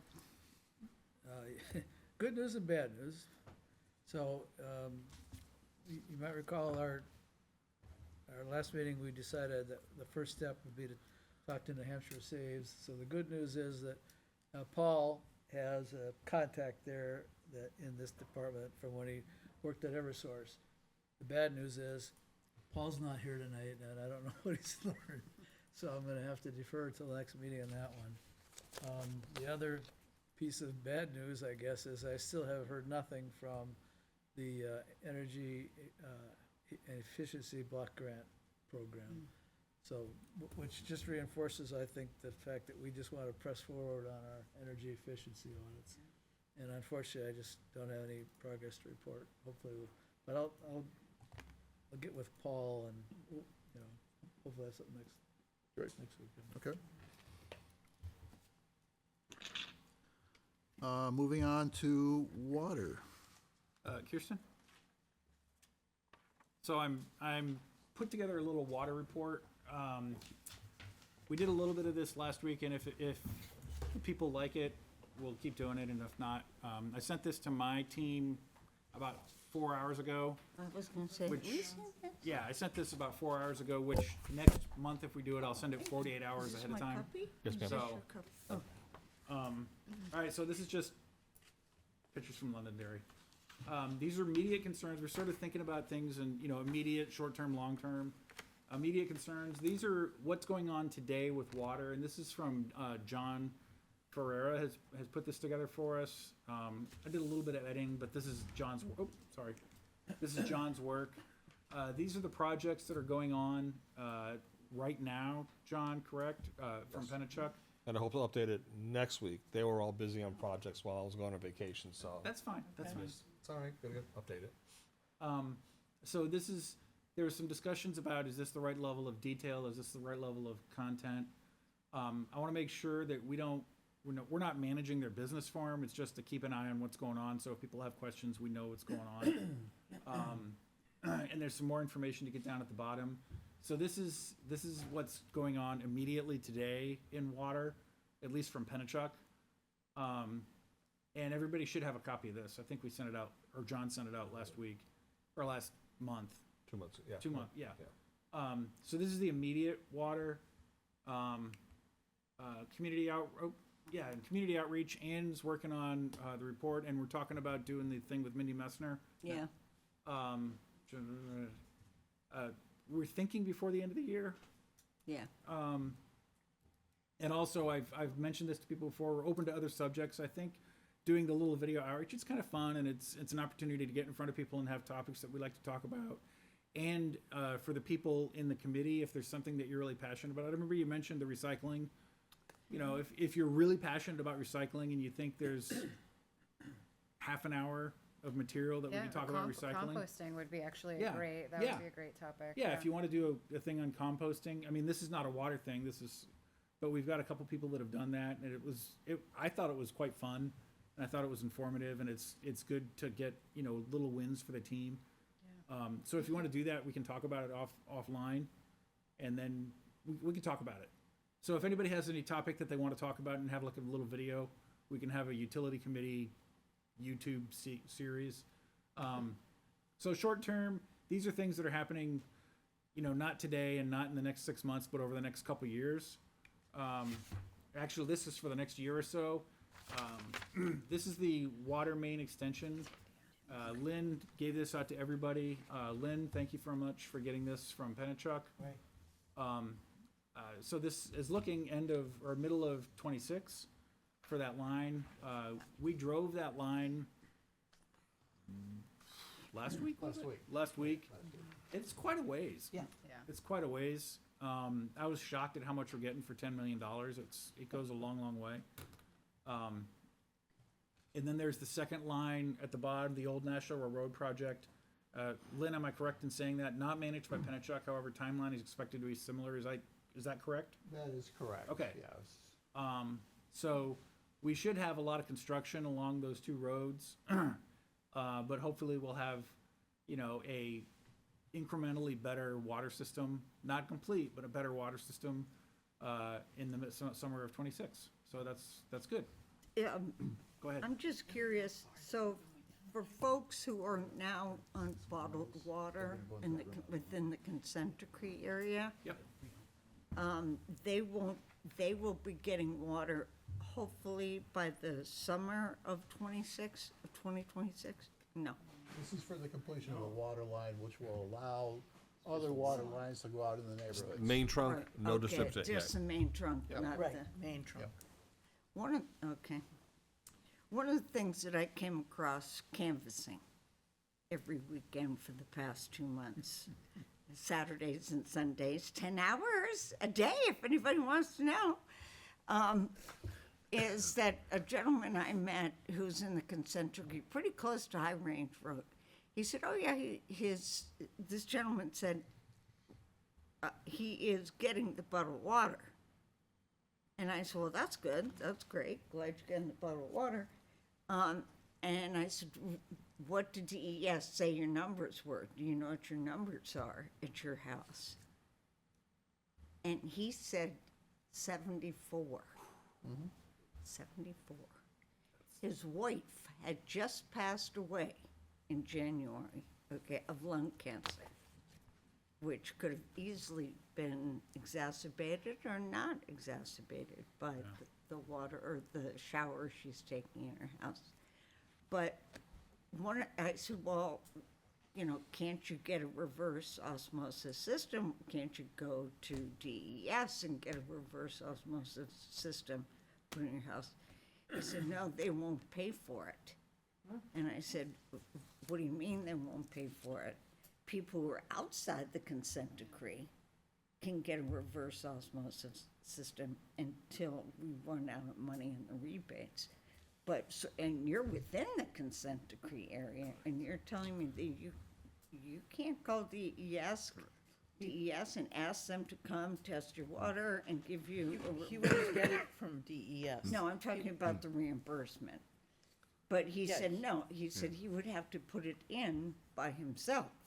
He would have to pay for it, essentially. He'd have to pay the $5,000 or $10,000 Inside the for consent the decree, true. system. And that, I mean, I thought, well, how Because does that make sense? We're still You're working within the with them consent to try to decree. get with the water line. So that gentleman must have been in the consent decree waiting for a water main line. Right, That's right. what we're still arguing about, yes. Oh. So what you're saying is correct, because they're dragging their feet on the water line. So anybody that didn't have a water line that was gonna be connected to their house, got a system in their house. And 91% done at the moment in Londonderry. But anybody that's connected to a water main, you are correct. They have to wait until Saint Gobain decides to do what they're gonna do. If they're gonna do. But If they're oh. gonna do it, exactly. Meanwhile, he's taking showers and washing his clothes and. He has an option of he can talk to, I won't say the name, there's a local contractor in town that would take care of him. But that would be something he'd have to work out with that contractor. And he would have to pay for it. It's not as though DES would pay for it. How would the Well, contractor so get what do you mean reimbursed? that Saint Bain, Doesn't who make was sense. supposed to put water systems in people's houses, For those outs, She's talking about the ones that have water mains. no, water, he didn't have a water main. Right, but they're gonna have a water main, or they were designed to have a water main connected to their house, not a POET So system. there's a fine line where, oh yeah, you've got a well, there's no plans for a water main, you get Yet. bottles in a system. Oh, yeah. Oh, we haven't decided whether we're gonna pay There's- for that water main, so you're in limbo. There's about 350 homes right now Right. that are designated to have a water main connection. Yeah. Saint Gobain is, I'll just say, dragging their feet, to be polite. and they And made they're- that choice, the homeowner made that choice? No, the homeowner had no choice Oh, in that. no, didn't have zero Saint choice. Cobain decided who got Saint what Gobain, the Attorney General, classification. are the one that did this. And It's all even though legal. there is no water main, there, they said. No, so these are the houses, there's about 350 houses right now that are waiting to be connected to a water main. Two-way water main. Think of a That's lick and a their promise. agreement. Where's Okay. this agreement? So, right. It's in the This consent is decree. their agreement, okay? They're just, Saint Cobain has not come to the term yet that they're gonna put the money forward. That's what the $13.1 million is waiting for. How Where's did they the agreement? decide who were those 350? That was an agreement that was made from the Attorney General, the New Hampshire DES, Saint Cobain. That was the agreement that was made. And we don't have access to that. You have access to it, sure. That's, Where is it? it's in the consent Yeah, it's in the, decree, right? yeah, you have Consent access decree, to it. Ray. It's in the consent decree. You could, Londonderry was not part of the consent decree. Right, we're beyond that. This Yeah. is beyond that. This is just, they're in argument of over about 350 homes as to trying to get the money from Saint Cobain. So he must be one of those houses that is in that area. Yeah, and how did they make the decision with somebody who has such a high number for his house? You would think that with a high number like that, I don't believe they made the decision based on numbers at all. They basically said, you're this close to the main, Right. you're not this close to the main, you're gonna get a POET system, you're gonna get the main. I don't think there was AG's any, office in St. Cobain came to there was agreement. I thought no you guys discussion knew that I know of about numbers at all. so what's, So these are folks that are waiting for this project to be completed and then for it to be routed into their neighborhood. So this is the back Right. half of it. So and this in is, the meantime, he has no reverse osmosis system in his house because he can't financially pay for it. It's too much for him, 5,000, 10,000, and yet if you're outside the consent decree area, you can get the rebate. Yeah. Who do I call to get rebate? Wow, RO system. that's because St. Cobain, you have to get it from the responsible party. You have to fill a paper. And the agreement with the AJ. It's not, you don't call anybody, you have to fill out a form, it's on the DS. So it's a geography question, right? So when they identified the houses at risk, if you were close to a main, then you fell into this unfortunate camp. If you were farther away from the main, we'll bring you bottled water. If you're outside the content area, we've got a rebate program for that. I But don't know if you're, that. if I'm you're not the that little expert. remnant that's close I'm just to telling you the main, facts. we just ain't got it there yet. But right? there's no So this main. was just a. Oh, but There's no No, but main. there's a lick of a promise. right? No, Yeah, it's legal, totally legal. Yeah. That's ridiculous. So, you know, to move on, argue the that agreement forever. has There a is. lot of Right. flaws. Right, In the Ray, consent decree. Ray, yeah. the agreement has a lot of flaws. We're not gonna relitigate the agreement, unfortunately. We're not going to go down and do that. We don't have the authority to do that. But, this is the timeline for the High Range Road Water Project going north from the intersection of Parmenter and Old Nashua, going as far north up Parmenter onto High Range that's where it and going until the money Some runs out. perimeter, Yeah. Can we ask the question as to who is the project, if Penachuk is not the manager of it, who is? On Old Nashua Road? Yeah, Yes. I have that. Give me a second here. I can go to the next slide. Why don't you do that? Okay. Longer term, and you had a great question that you asked about how are we gonna build out and what's the next, how are we gonna get water to these guys? We have a meeting, we had a conversation on the 10th on, how are we gonna build out water for all of, the long-term goal is to get water to town water for everybody in Londonderry. Right. Or at least get it available to them. That's gonna be a big project just to get the plan put together. And Ann pointed out that, if we talk to Chris Pappas and say, we need water for everybody, if we don't have a plan, he's just gonna kick us out of his office. So, Well, he'll probably be a little nicer. than well, yeah, but we need to have a plan to get, have a plan. we need to have a Give you plan. some chicken tenders before you. So we need to have a plan. A lot of steps need to happen to make sure that happens. We're taking the first step, this next week or the week after. John and I are going over to Penachuk, for about a 4-hour meeting or 3.5-hour meeting. 18th, Monday. On the 18th, to not make the plan, but like get feedback from them on if we had a big checkbook, what would be the most cost-effective and appropriate way to build out water to everybody in Londonderry. There's going to be a lot of conversations and discussions and horse trading on how that happens, but this is just getting a first blush at the information for free. Because they're gonna be probably making money off the contracting and then for sure making money off all the new customers. So they have a big incentive to have this happen. Right. And they're gonna really be pleased to have all that new infrastructure on their balance sheet. But again, this is just a first conversation. There's a million conversations after that. Go ahead, Ann. I'm just thinking as a piece of that plan, maybe what should be discussed are those 350 homes that Yeah, have. I was gonna talk to you after the or meeting to get left exactly where those remember. houses are to, ask that question. That's part of what, we need to understand not only where the most houses are and how we can get a pipe to the most houses, but how we can get a pipe to the houses that don't have water, like our guest this evening. So there's 2 or 3 variables on the priority and the sequencing.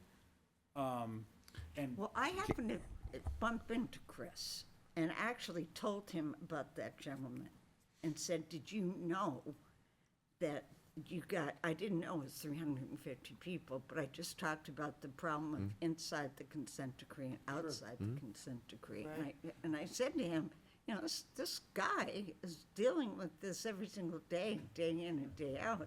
And he's taking a shower in water, which his number is 74. Yeah. Now, and his ears perked, and so to speak. So, I'm just thinking that you know, how much would it be, 350 people to have a reverse osmosis system put into their house if you figure 10,000 per 350? I mean, he can get that money. 17 million? yeah. Yeah, so that's absolutely gonna be one of our big questions, you know, where's the most contaminated I'm areas just and thinking how we can should we? propose that in the plan. Yeah, yeah. That's gonna be part of the conversation. Just keep in mind that Penachuk might not be able to answer a lot of your questions because they're currently at the table with us negotiating with St. Cobain, so they might not be able to answer a lot of your questions. Yeah, part of the reason I'm bringing John is because I want to focus it on an engineering question, and I Yeah. don't want to get into the politics of it. And I just want you to know they might not be able to answer understand. you. Yeah, and if they're cagey and shifty, I'll be like, okay. Oh, they're gonna be cagey and shit. Not really, no, not really, John. So, Yeah. No, because St. Cobain is the negotiation right now trying to get them to get that 13 million from them. right, Right. Yeah, I So they might specifically not don't be able wanna to get into discuss it. politics. Oh, Yeah. no, I meant St. Cobain being cagey and shit. So, Yeah. so anyway, we're having a first conversation with these Okay. guys. We'll get a bunch of data. I'm sure we'll have maps and information and spreadsheets. We'll share it through Lynn to the whole committee. There's gonna be a lot of horse trading going on. We'll probably, you know, there's gonna be consultants hired eventually. We're not gonna be able to put together the plan. We don't have the talent on this, but, well, we don't have the people on this board to put that together. But we're taking the first step. Yep. And it's free, and people that know the business, so. And they've got engineers that are willing to help us. Engineers that are willing to help, yeah, And I think it's the right first step. sure. Absolutely. Let's see. We need the guidance on the growth projections. I mentioned that to Martha. I asked that question earlier for a long run. Yeah. Goal for November. So the goal for November from the water committee, we're gonna talk about this, the water committee at our next water committee meeting, is I wanna have an outline of, these are the things we wanna talk about in the water committee master plan piece. And that's not a detail, this is just bullet points. You know, this is, you know, we need this much water for this many people, and these are the things that we wanna discuss. And that can absolutely change 10 times before we get to a finished place. But I want to start putting some pen to paper and start having something that we can start looking at and say, is this still what we think about? We wrote this last month. Is this still what we think about? And what questions do we need to answer to get the facts and apply data to that problem? But we're going to start putting some pen to paper on that. Next takeaway, improving I think as a committee, we're really improving a transparency and communications with Penachuk. We're getting relationships with them. John's talking to them regularly. Lynn's talking to them regularly. We're having this meeting. They're very candid. I think that's absolutely improving significantly. Yeah, Yeah. I'd agree. And I think there's still a lot of work to do. I like things to go fast, but I think we're getting good things done. But I always like things to go faster, so that's my preference. Can I make a recommendation? Yeah, absolutely. Try to make it a phased progression. Maybe whether it's On the build out or based on what you want to do Yeah. to present to the taxpayers. Oh, So yeah, say, for example, when you bring it to the town council, try to make it phased so that you say, okay, phase 1 is going to cost us 2 million. Yeah, You know, yeah. phase 2 is going to cost us 9 million. You know, try to make it incremental because the whole project is around 200 million. Yeah, So you don't want to slam the taxpayers with 200 million all at once. You want to try to break it out. So try to do it in phases so that maybe it's a 15-year project, 20-year project, and just break it out of phases. Say, you know, this phase is going to cost us this much, and then obviously you're going to have inflation, but try to break it up so it's more, I guess, Palatable. yeah. yes, palatable for the. You can't build the whole thing Yeah. at once Right, anyway. Right. you can't build the whole thing at Right. once. Right. And Even if you had the money. Yeah. Right. Yeah, you just So can't just- do it. And I fully agree with that. Yeah. Part of what we're trying to figure out is, you know, what are the steps? There's probably Yeah. 10 or 15 or 20 or 30 buckets of Yeah. houses. that, you Because know, what it looks like right now is we I might like be what going, you're saying. yeah, I fully agree with what you're saying. we might be going the opposite direction. We might be starting from this end Correct. and going the opposite way, what we were first talking about. So just try to present it so that, you know, if we do warrant articles in the future, we're asking for 2 or 3 million and not like, you know, or 10, whatever. We're not asking for like all kinds of money at once or something. Right, you and, know, so. and, I mean, I'm getting over my skis, but Yeah. if we're talking about putting $200 million on the balance sheet of Penachuk, then there's the, you know, what else can we negotiate out of Penachuk if we're putting that much money in their Mm-hmm. pockets? And then it's, you know, what can we negotiate? Yeah, that's nice. You know, Mm-hmm. Yeah. can we get a board seat? Can we get 10% of the company? I mean, I don't know. I like it. Can we get back to? 200 million is a lot of money. Yeah. 200 million's a lot. Yeah. So that's where we are. So I'm gonna. Yep. So from the water committee, does this feel good as a way to present to people like this? Yep. And if not, I'll go back to just verbal. If so, I like No, I to have like things it. to talk to. Yeah. Okay. No, I like it in I writing. like That's having good. something like this, All right. Yeah, I like it in writing. so we can watch, Yeah, so we can watch and Watch it talk through develop. it, and yeah. yeah. So, and I'm gonna save these. I think, well, I know Kirsten has it because she put it up. Does this count as a town record, or is this just That'd be a record. okay? If we're here, it's our record. Okay. So, that's it. So can you go back to the list of projects Sure. that were on there? Absolutely. Oh, you. Slide 2. Yep. I'll fight you for it, Jeff. So, just to answer Ray's question, so that's the company that is managing the project down Old Nashua Road. It's Verdantis. So there is an A between the T and the S, but it's a company called Verdantis Engineering. And they're managing the project for Rolling Green. Is there a start date? So the start date, they're gonna go out for bid right around the first of the year. But the project, the build-out will coincide with the build-out for High Range Road. So similar to this, right? Oh, Right. Yeah, it'll Similar be to that. similar to that. And obviously, that has to be done for this to work, because that project will feed this project. Yeah. And that project's already been paid for. I mean, This it's, one. It's funded. the money has been funded. Yeah. I think the Stonehenge project is done, right? What's Stonehenge, The- right? The last item there. That's up Stonehenge to, Apartments. up to the apartments. Yeah. It's kind of across from the big. Which side of Greg- Stonehenge? McGregor's What do you cut. mean? It's on the north side of, Gregor's Cut. oh, yeah, on north, yeah, north of McGregor's Cut, on the north, so McGregor's Cut's on the south side of, the Stonehenge. Stonehenge. This is on the north side, but it was a fairly small project that was, you know, dug in and they were put on, and that was been completed a couple of years ago. We'll have this updated for December for sure. Yeah, Below so you want to check it I out. caught part The of it. water is already up to Stonehenge the apartment? ones I didn't on think it was the done, but south side. Yeah. Yep. And the pump station's already there, Yep. right? So it's a matter of going across the road and feeding them. I think it's done. You think it's already Take a done? look at it. think so? Is that good? Take a look at it and we'll update it. This is a work in progress again. I don't think so, but I can check with John again. Right. All right, more to come. Oh, and next water committee meeting is 2 Saturdays from now, and I'm just gonna finish that. where's my calendar? 23rd? That Saturday before Thanksgiving, Yep. 23rd, 23rd. and Sunnycrest Room, 10 o'clock in the morning. Right. So you can get there. 10 o'clock in the morning, Sunnycrest Room on the 23rd. Let me write that. At 10? 10 a.m. Yeah.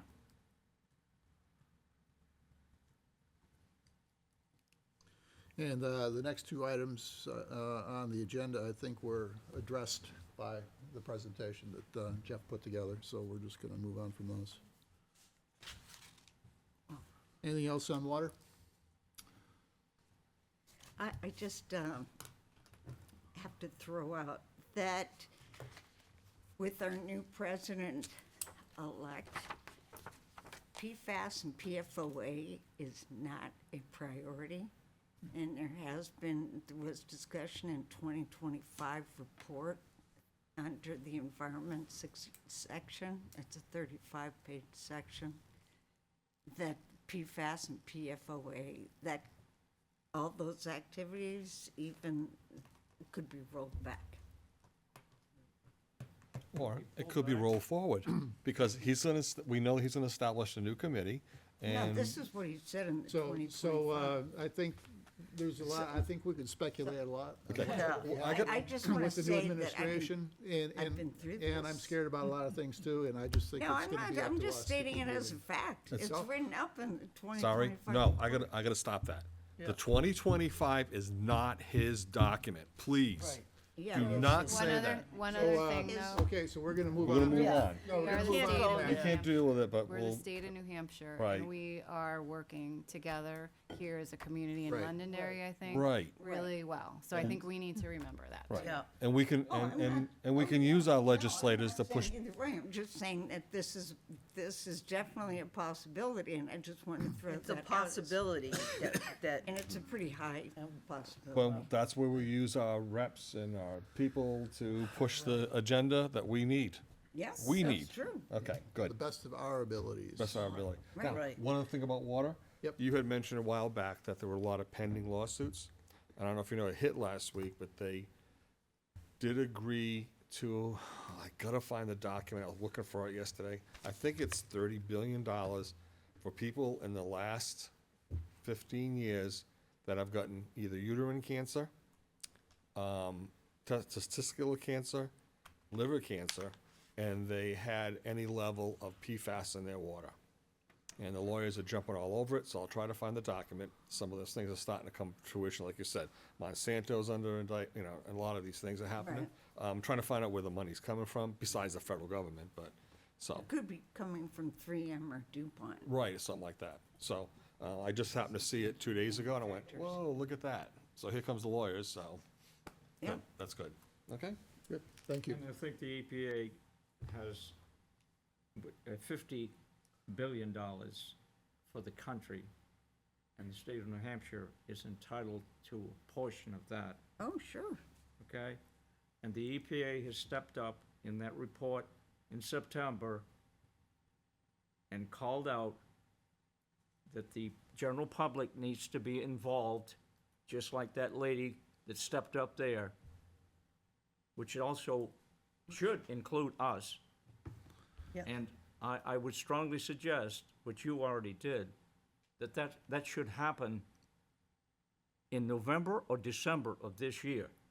The EPA coming in here, Andrew Fuller from DES coming here, and whoever else we need to have come here, so the general public can be fully informed as to what's going on and that they can participate in this. Right, with the Tinkham site you're referring to.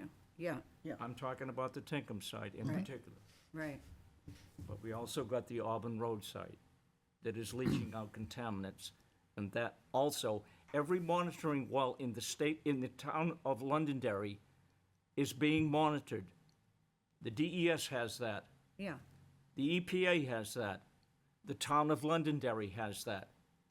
no, but if you want somebody from EPA to come to talk about Tinkham, it could be a different person at EPA that's working on that Yeah, site. And that's working Andrew on Andrew that. Right. Fuller And I think is we're is working. one of the contacts. Right, I think we we're have working other to contacts. make that happen. Pardon? Yeah. We're working to make We're- that happen. Yes. Thank you. Just a little bit of history, and you can help me. The Tinkham site was more than one site, and I think it started around 74, 75. But it's considered one Superfund site? Just the Tinkham one is? No, 'Cause- we have four. Oh, we used to have 6, but yeah, 2 is supposedly clean where the fire department's built. Yeah. That kind of scares me. But yeah, okay, but it's been a while. So it's a forever problem. Yeah. That was my point. 375 acres, just the Tinkham site. Really? So, And all that, let's move on from that, I think, Okay, at this point in thank time. Anything else from water? No, Sewer, solid waste, John? Putting together a educational tour of the materials recovery facility, the MRF so-called, down in Billerica. Ray, I just gave you the email on it, just need dates. And I sent it to you too. I don't know, they initially want to limit this. They can only handle so many bodies touring their Yeah. facility while they're in operation. So, we're trying to keep it to less than 10. So depending on your availability, Ray, yours, I'll have a feel for how many folks can go. Try and get this done in November before it snows, because there is a little bit of climbing, et cetera, et cetera. Basically, two objectives. One is, you can see where your single source collection ends up, okay, which is, I think, of value to us, what happens to it. And it'll also be an opportunity to ask our friends from Waste Management a lot of questions in the area of recycling and find out where they're going, looking 3, 4, 5 years down the road in terms of what they might be thinking about. So, And how we can, here in the town of Londonderry, do things better by educating the general public as to, and educating ourselves, finding out where these folks are going and what we can do today versus what we can do 3 to 5 years from now. So, Yep, what date did you say that was? What date did you say? there Oh, are thank you. 3 proposed dates. Okay, thanks, Ray. I just need, what I'd like to do is get the subcommittee feel, find out how many bodies we have, and then I think I'll have space for maybe 3 or 4 more, and then we'll do first come, first serve for the rest of the committee, so we can limit the number of folks that go, if that's acceptable to everybody. When were you thinking of in November? You know what? it's Later right the here. end? Yeah, we have 3 dates. No, November 15th, which is a Friday, Thursday, November 21st, and Tuesday, November 26th. So what I need Tuesday? from you two guys is just prioritize those 3 dates, and, what works for you, what doesn't work for you, let me know, and then, if you could shoot that back to me in an email, then I have to give a couple of dates to the waste management people. So I'll pick the 2 best dates out of those 3. Okay? Did you have a time of day? Morning. Morning. Yeah. A typical operation, they're very busy first thing. So it'll probably be, I'm thinking 9:30, 10 o'clock. The tour, as I understand it, runs about an hour and a half. Very well, thank you. Also working on, this is for the subcommittee right now, a Zoom meeting with Waste Management. They're very interested in talking to us about composting. Again, this is a down-the-road project. Right now, it's economically not feasible for a company of their size and scale to do residential composting.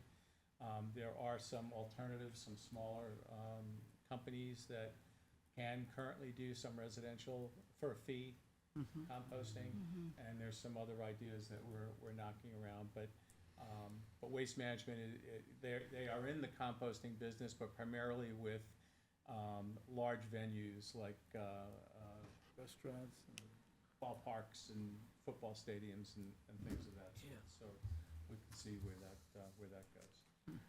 And then I promised the subcommittee we'll get a meeting scheduled, but we've got to do all this touring first, so get ourselves educated. And then I saw you added a comment on the waste oil. So there's some grant money available, small amount of money available to communities that recycle waste oil. And so we were just talking about applying for some money. It was like $2,500 to maybe refurbish our little building over behind the fire station where we do our collections. It's very interesting. One of the issues in that little building is there's about a 1 foot, maybe I'm misjudging Yeah, 10 inches of a foot, block a in the weir. entranceway in Yeah. case it ever leaked and it wouldn't create a tinkum. Okay. And unfortunately, we have folks that come that can barely step over that, particularly if they're carrying a couple of jugs of waste oil. Well, you have a step, then you have to step again to get over that. And I saw it when I voted the other day that they had, for the wheelchair access, they have some stainless steel ramps up and down, so maybe we could spend some of the money on that if we want to apply. But the place in general, I wouldn't want Ray to see the inside of that building right now because it is not particularly attractive, and I'm sure it's hazardous, Ray. So that's it from sewer and solid Okay, waste, great. unless somebody from the Rangers got something else. Cable, internet, John, any things you've been working on? No updates, Okay. no updates. Well, I do have a appointment with Fidium, we'll see how that goes. I want to know, because I want to change ours over, so. And I also have an appointment with DirecTV. They're starting to put together some packages that are actually, for the town, people that can afford it, probably better. Great. But on the other hand, though, they did spend almost 2 weeks with a couple engineers. I'm close to a major distribution site, but in like 3 other locations of the town. There are still some performance problems, but we'll take one thing at a time. Yep. And with that, moving on to roundtable. Joy, Nothing from me. Ann, No, John? 2 hours in a line, that was interesting. I think it's great. Yep, 80% turnout. Martha? No, I'm all set, thank you. Mike? During the discussion tonight, one thing sort of just occurred to me that I just throw out as a challenge to the committee. When we got into the PFAS problem, thanks to, I don't know who all, I'm sure Ron was involved, but our town manager, the staff, we worked out a way that was funded by the state, I think through the Volkswagen settlement funds, to find a way to help people outside of the consent decree Yeah. get a refund to, install important. systems. We found a way to do that. So, to me, the challenge is, can we find a way to find some more state money, that's one. to find the influencers, It's important. to do this for the 350 people that Right. right now are left high and dry, no pun intended. So I don't know the history of how we did that, but somebody must. And it's probably isn't the best time to be in the middle of budget season asking anything from the, town administrator or town manager, but, there's gotta be a way. We can't let happen what's going on. Right. Good point. So I wish I could throw out a, magic bullet, or even a bullet we could put a price on, but I think we should be talking to Drinking Water and Groundwater Trust Fund people. yeah. I mean, how many, and none of us were aware of this until Ann brought it up. I was I not was aware of that. How floored aware are when they you at, told me. other levels? What do you think, Ron? I That's a mean, very- do you think it's the kind of thing where we should go and talk to the state folks first and then go? So You I'm know, kind of involved in some go of to the the discussion, so congressional- my only concern would be legality. But if, we could, I can certainly ask Amy Russo the question. We can talk to her about it. I mean, if you I'm guys just are gonna say in this. negotiations now, right, with Saint-Gobain, do you have a sense of timing that, no? So we can't, And I discovered I had PFAS in my water in 2016. I know. It took me in 2019, October, to get bottled water from Saint-Gobain. Yep, Took me 3 years. yep. They're So- nasty people. It's That's it's a not. reminder. I'm just gonna say Yeah, it's no. it's a company that just likes to drag their feet, and Yeah, and, they don't want to pay a dime, I'm sure. but giving my opinions here. think- But I think it's something that we can ask the question. I just don't know legally what that document is going to allow us to do, because if we go in and pay for something for them, then St. Gobain might say, "Okay, we're not doing anything. We're done. They already have clean water. We're done. We're out." So I don't know. Right. We have to ask AG's office. We have to talk to some people above us to find out what the legalities are, I think, Absolutely. before we can do anything. Because then St. Gobain, if we pay for systems, say we find the money and we pay for all 350 systems, then what stops St. Gobain saying, "We're not paying anything. You guys already have your systems. We're done. We're out." And then we never get the 13 million. Right. I think the gentleman, Lynn mentioned, is he coming to the next meeting? He specifically is not going to be talking drinking water, Yeah. Talking talking- energy. energy. Energy. Mr. Chair, I think that That doesn't stop us from talking to them. to, There you go. I mean, to I mean- council, Wait, sorry. go ahead. to Councilor Dunn's point, I think starting with state and legal is an excellent place to begin that conversation. I think that that is where that needs to start, to discuss with the parties who are more intimately acquainted with the consent decree and the guidelines. I think that is, Councilor Dunn is the right idea on this one. Thank you. So, Thank you.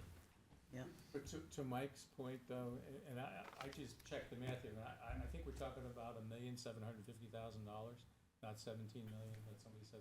350, houses times $5,000 bucks. okay, So, then my math was wrong. yeah, that's okay, that's okay. Bye, Joy. You're off the budget committee. I think the town put out, I believe it was on a Warren article where they put in a pipeline or behind the shopping center there. Yes. Lancaster Drive, yeah. For probably more than that, Yeah. if I remember correctly. And maybe we should be looking at a solve, particularly if we're looking 3 or 4 years more before these folks have money coming to them. And should that be something this committee puts forward? I'm just Or gonna at stress, least go through the AG's office, please. Yes. Because this could kill the whole agreement and we'll never see the 13 million. I'm just cautioning you to be very careful. Right. That's all I'm gonna say. This- I would There's ask a lot that, of legal negotiations going on. I Yeah. would not mess with it, but Yep. I'm one person. and as a reminder, the Lancaster Drive was also the result of that Warren article was a result of a previous negotiation with a responsible party in that case. That was a very positive and very fruitful negotiation. Right. Because it was conducted through the proper means. And so in order to, we are still in negotiations with St. Gobain. They are ongoing. The tone is still positive. We'd like to keep moving, as Councilor Dunn said, through the proper legal channels and explore any deviations from that should definitely be worked through with the state under the auspices of the consent decree. I totally Yeah, agree with well that. said, thank you. Yeah. Are you suggesting we should not talk to the state? I'm suggesting that we should move through the proper channels in speaking with the current legal representation we are working with, and through the state agencies to explore the possibility first. I Yeah, I guess, think Again, yeah, I would- I think it depends on who's doing the negotiating. I mean, I'm sure you have DES on the negotiation. So again, we're not yes. going to discuss Yeah. the negotiations in this Yeah. committee. Yeah, I think, It's not usually, I've been in tons of enforcement negotiations. It is confidential. And normally the people who are involved, not the names of the people, but the entities that are involved are usually discussed. You can say St. Gobain is sitting at the table and the Attorney General's office is sitting at the table and EPA is sitting at the table. And you don't necessarily have to give the names of the people. But I guess what I'm just, because if we don't know who to go to, question, if we don't know, do we go to DES? so I think. I am suggesting that the Ron- committee, I think Ron has this well under control. Yeah. Yeah. I'm suggesting, that's yes, a that you good- leave this that's a with good Ron and the end individual members of the committee do round. not take action Yeah. separately to approach anything about the St. Gobain consent decree area. I think that Councilor Dunn has made an excellent point about the need to progress through the proper channels in order to keep us from Oh, I do, I I'm think just that- trying to figure out what the proper channel. I think proper that- channels or this gentleman Yeah, I right think- over here. Yeah. I That's think the one chances of channel. you guys That's one. harming an agreement that's currently in litigation is very high.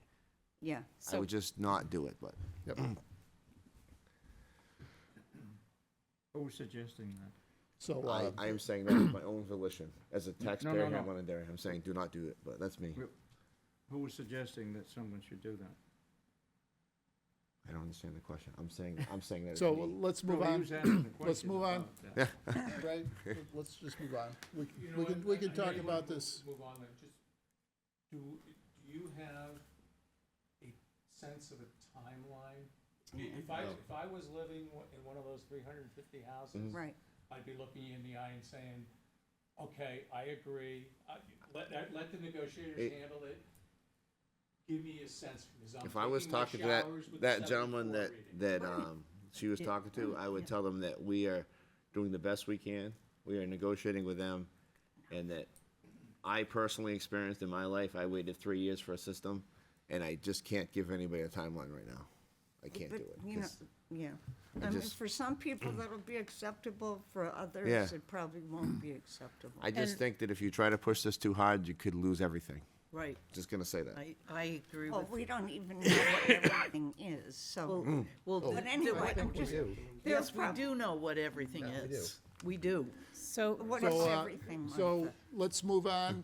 If you want to talk about this afterwards with, Okay. amongst ourselves, that's fine, but I think right now, I agree with, Mr. Dunn's, Counselor Dunn's comments 100%. If this has to be approached through the right channels, he is the right channel for this committee to be working through with this discussion.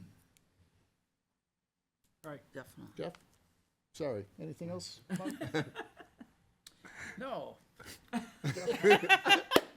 My comment was aimed only at creating a sense of urgency. That's not a right. particular course of action. Yeah, that's right. It is urgent. Jeff? I mentioned it in the meeting. If anybody has ideas of something that they would like to talk about for the utility committee, video information outreach, come up with an idea, come up with 10 minutes of material, and then we'll come up with 20 minutes of questions and roundtable discussion, and you can be on TV or YouTube at least. Good. And it's kind of fun too. Yeah. That's all. Ray? Ron? I got one quick thing. If anybody has any legislative bills they'd like to put in, I have from November 11th to November 15th to file any bills.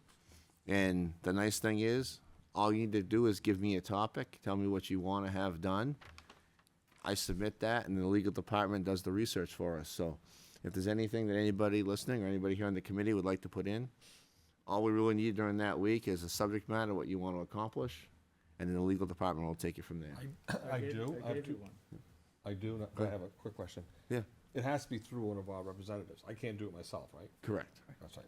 Second thing is, I want to ask expertise of you guys here. So, like I said, I've been learning a lot. I've been reading all the history, how far it goes back. I'm pretty surprised. Surprised that 98% of the people in the country now have this in their bloodstream, including yeah. babies and everything else. That's right. I'm an engineer, okay? Okay? And to me, everything's kind of like black and white. And I watched it go from 40 parts per trillion to whatever, to 7 to 6 now to 4. Right, I gotta say this. What are we, stupid?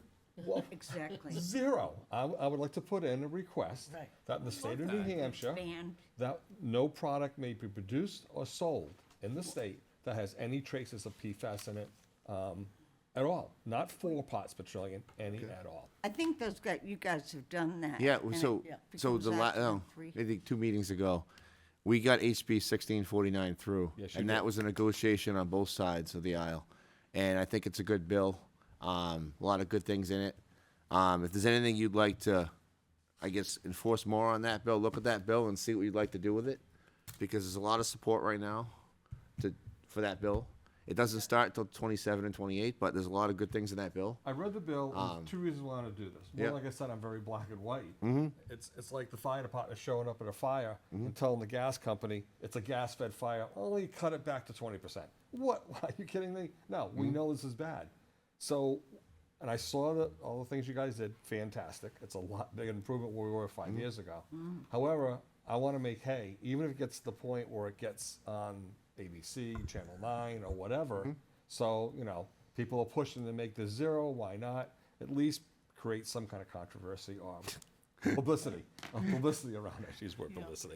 All right, So you've got a I'm gonna lot, write just it. so you know, you got a lot of entities out there. You got a lot of people, like, for example, like we were talking earlier, she just left. We were talking about Gore-Tex, like LL Bean, a it's very all in this environmentally friendly Oh, company I know. sells PFAS. I know. So you have a lot of companies out there that make their living off of PFAS. So you But kind of there are substitutes. yeah, no, but you have to. That's where the balance comes in. So if you wanted to get something to be specific, please give me a call.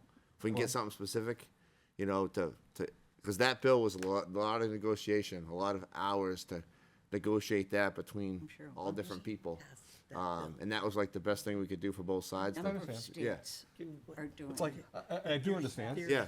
So you guys know I'm a racer. Oh, yeah. And after many years, we all realized that hydrazine was not a good thing to be putting in our fuel tanks. If you know anything about hydrazine, okay. This sounds bad, yeah. So we said, we better not use that anymore. Could we- We banned it. So this is a question as well. One of the things that has been brought up a couple times, and it's just, my jaw drops every time I get told this, is when we install our, POIT systems. Yep. To filter water when it comes in, and you have your, charcoal to take the PFAS out. If I understand correctly, that charcoal is just put in a landfill. Correct. So, could we put something together to find some way, I don't know if you can incinerate it or recharge it or something No. to, It goes into a permitted landfill, which is a can you big set deal. it up to where the PFAS doesn't leach back? I mean, is that a permanent fix? A permitted landfill has a number of different Barriers. requirements under the Resource Conservation Recovery Act. That was one question we asked Bob Solid Carey. waste. Remember back a little while ago. And Bob said that right now, that's the best way to dispose of it, into a layered landfill, which is what Permanent um, landfill. Okay. what she's The saying, current so. solution. So I'm counting on you to be like my canary in the coal mine, and if you're comfortable with that, Ann, I'm gonna lean on you. I don't want to die as a canary in. Well, I'm saying that, like, you know, this is something that's concerning to me, but if you're, you know, I understand that you know it better than I do, and if that's the best technology today, that makes me feel better. I think there are a variety of different public companies that are looking into this. Yep. And trying to come up with different technologies. I mean, the problem is that if you burn it, what do you do Then if it you go- burn okay, it? yeah, It goes okay. into the air. You put in filters and it could potentially, you know, in a number of years, it can leach from the landfills. But do we have a program, and I'm sorry, this is my engineer coming out, but do we have is there a requirement to dispose of PFAS contaminated activated charcoal in permanent landfills, or are all landfills permanent landfills? I think John told me Do you there's a understand my- special handling, and I think it might be Yeah. burning with absolute scrubbers, and then the residue is then packaged up to they call it a contained landfill, non-leaching landfill. But- Well, we can check. We'll check. Yeah, I They're think, 'cause to me, it capped. just seems I silly. mean, we have Auburn is a landfill. Some of the And ones, it's capped. some of the ones Yeah, out we there saying- in Destroy it. Nevada for Yeah, like At really radioactive high stuff temperature. Yeah. has a Yeah, we cement. can That's destroy a it. totally Yeah, different, and that's then a it's whole non-hazardous. different Right. category when you I think get it, to I think that. this is a huge problem. So we got two conversations going on. Sorry. Sorry. I'll look into it. Conversations, I'll look into it so- myself, and then I'll get in touch with you. Yeah, please. Okay, great. Okay. Sorry, I'll take my own action. Yeah. November 11th. You have November 11th or the 15th to contact me. Oh, jeez. All right. I know, but all I need is a framework of what you want, and then we can give it to the legal department. They come back, and then we have time to review it. So it's nothing like. Thank you. Ron, how often do you go to other states, say Maine or Massachusetts, and say, can we get a copy of your legislation? Because we'd like to use that as a boilerplate So potentially for 1649, we did that actually. We did that for we looked at New York, California, Massachusetts, even Hawaii. We looked at different. Yeah, so we did that for that legislation. So I would say when necessary, we do that frequently. Okay. Let them do the work. Yeah. John? Mr. Chairman, in the interest of getting our More blood time. boiling again before we go home and go to bed, I yield the balance of my time to Mike. Wow. Say congratulations to Ron. Oh, what? So say congratulations to Ron for Oh. your election win. Oh, thank you. Condolences to Ann Just to for, Ann, see you in 2 years. And congratulations for Ann for running. Yeah. Yes. This is my second time, and let me tell you, Getting closer? not easy. Getting closer? Not easy. I was close. I know. I was the top #1 vote getter for the Democrats. You were. Yep. And it was 368 vote difference. Do you feel So I was comfortable pretty with close. speaking about that legislation that I So I feel suggested proud of that. we work on? You I should do. be proud And of I'll that. actually call you tomorrow. so, Easy. yep, Feel thank you. comfortable So, about speaking about Ray, Right now, no. Ray, Ron, Okay. I'm good. next meeting is going to be Tuesday, December 3rd. It's going to be energy focused with Josh Elliott from New Hampshire Department of Energy. And then we'll have our partners from from Colonial Power Group and Freedom Energy Logistics to talk about energy in the future for us. Any other business? Motion to No. adjourn?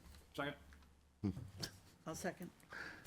All in favor of adjournment, say aye. Aye. Aye, opposed? I can't vote. We're adjourned.